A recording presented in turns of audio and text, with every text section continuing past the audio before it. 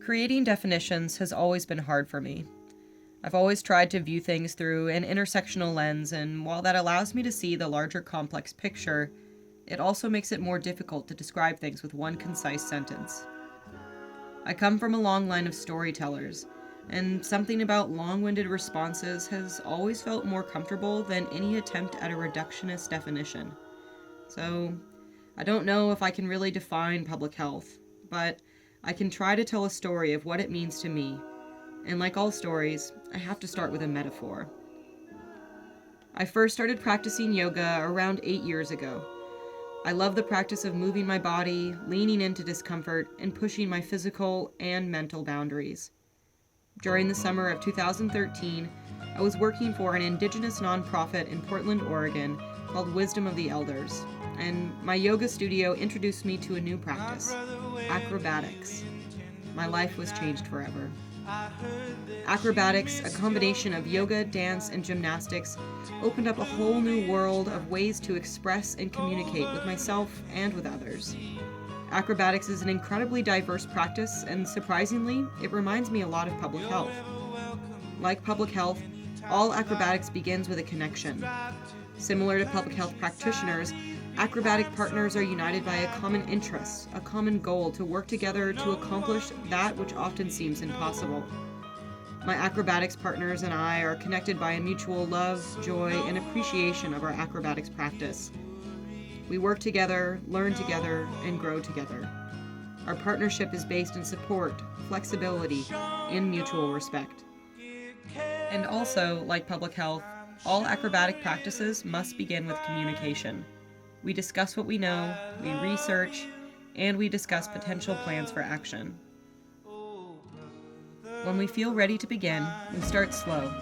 We connect, we calibrate, we find the perfect balancing point so that we can be grounded as we begin to move towards more complex, coordinated action.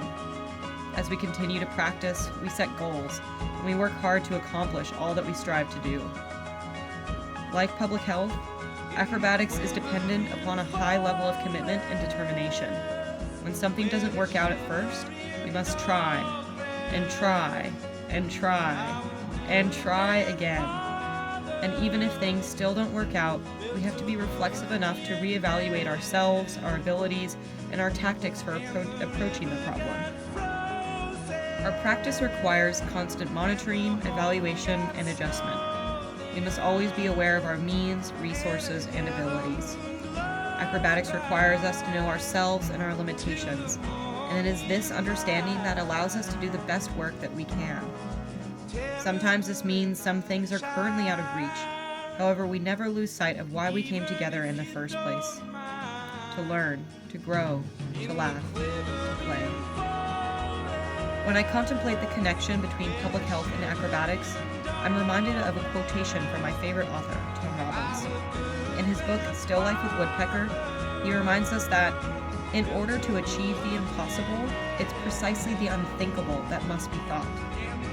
Knowing that acrobatics facilitates an honest space where we can reflect, learn, and grow, where we can engage in collaboration and mutual learning, is what allows us to eventually reach the goals that were once out of reach.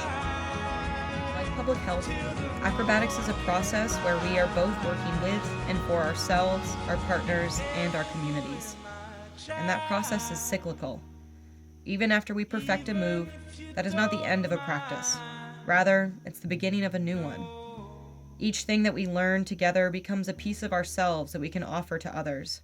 Every move we learn is a new piece of the puzzle that is always growing, always improving, and always striving towards the holistic growth of ourselves and our practice.